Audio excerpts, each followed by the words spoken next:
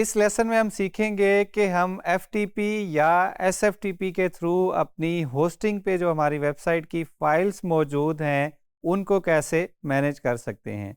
FTP basically short form है file transfer protocol का, और अगर हम एसएफटीपी की बात करें तो वो शॉर्ट फॉर्म है सिक्योर फाइल ट्रांसफ़र प्रोटोकॉल। अब एफटीपी के थ्रू हम अपनी वेबसाइट की फाइल्स को मैनेज कर सकते हैं। इसके दो हिस्से हैं। सबसे पहला हिस्सा है कि आप एफटीपी अकाउंट बनाएंगे अपनी होस्टिंग पे जाके।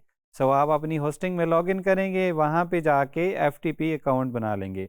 उसके बाद उस लॉगिन डिटेल को यूज़ करते हुए किसी एफटीपी क्लाइंट के थ्रू, जैसा कि फाइलज़िला या विनएससीपी या कोई और एफटीपी क्लाइंट, उसके थ्रू आप अपनी होस्टिंग के साथ कनेक्ट कर लेंगे यूजिंग दोज लॉगिन डिटेल्स जो कि आपने अकाउंट क्रिएट करते वक्त बनाई थी। उसके बाद आप अपनी वेबसाइट की फाइल्स जो हैं वो उनको एफटीपी के थ्रू मैनेज कर सकते हैं, चाहे वो इमेजेस हों, पीएचपी की फाइल्स हों, एचटीएमएल की फाइल्स हों या कोई और फाइल्स हों।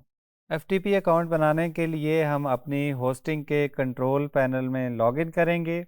उसके बाद ऐड न्यू एफटीपी अकाउंट करेंगे तो यहाँ पे हम इस तरह के पेज पे आ जाएंगे। अगर तो आपके पास सी पैनल का कंट्रोल पैनल है तो आपको इसी तरह का इंटरफेस देखने को मिलेगा, लेकिन अगर कोई और कंट्रोल पैनल है तो मोर और लेस इसी तरह का लेआउट होगा कि आपको लॉगिन नेम पूछा जाए, डोमेन पूछी जाए और उसके बाद पासवर्ड पूछा जाए। तो यहाँ पे हम सी पैनल अकाउंट का लॉगिन कोई भी जो हमने बनाना है, जिस नेम से बनाना है वो ऐड करेंगे। डोमेन सेलेक्ट करेंगे। अगर आपके पास मल्टीपल डोमेन्स हैं तो आप यहाँ पे सिलेक्ट करेंगे कि कौन से डोमेन के लिए आपने एफटीपी अकाउंट बनाना है। उसके बाद उस एफटीपी का पासवर्ड आप यहाँ पे ऐड कर देंगे। पासवर्ड जनरेटर भी यहाँ पे दिया गया है कि अगर आपने सिक्योर पासवर्ड जनरेट करना है।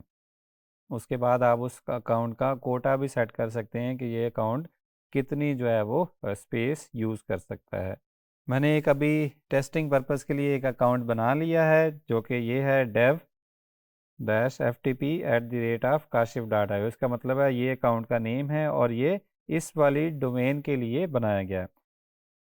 अकाउंट के कॉन्फ़िगर एफटीपी क्लाइंट पे क्लिक करेंगे तो यहाँ पे आपको डिफरेंट चीज़ें नज़र आएंगी। एफटीपी का यूज़र नेम क्या है, एफटीपी सर्वर कौन सा है और एफटीपी का पोर्ट क्या है, और इसके साथ साथ आपको पासवर्ड की भी ज़रूरत होगी जो कि वही पासवर्ड होगा जो कि आपने एफटीपी अकाउंट क्रिएट करते वक्त बनाया था।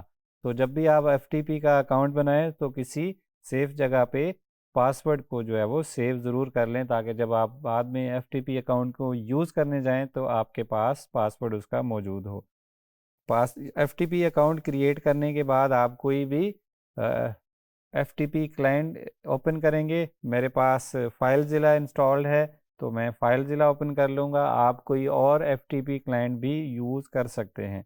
तो फाइलज़िला में जाके मैं साइट्स पे क्लिक करूँगा। यहाँ से मैं एक न्यू साइट ऐड कर सकता हूँ। फॉर एग्जांपल न्यू साइट, यहाँ पे आप वही डिटेल देंगे जो कि आपको सी पैनल से मिली है। होस्ट, यूज़र नेम, पासवर्ड और उसका पोर्ट। पोर्ट अगर आप एफटीपी यूज़ कर रहे हैं तो वो 21 होगा। अगर आप एसएफटीपी यूज़ कर रहे हैं तो हो सकता है वो 22 हो या कोई और कस्टम पोर्ट हो, depending on your hosting provider कि आपको एफटीपी या एसएफटीपी की डिटेल के लिए पोर्ट कौन सा मिला है। अगर आपके पास लॉगिन एसएफटीपी है तो आप यहाँ से फिर एसएफटीपी सिलेक्ट कर लेंगे। अगर प्लेन एफटीपी है तो आप यहाँ से प्लेन एफटीपी सिलेक्ट कर लेंगे। यहाँ से फिल करेंगे। मैंने पहले से ही इस अकाउंट को ऐड कर लिया है अपने एफटीपी अकाउंट में, काशिफ डैश डेव के नाम से।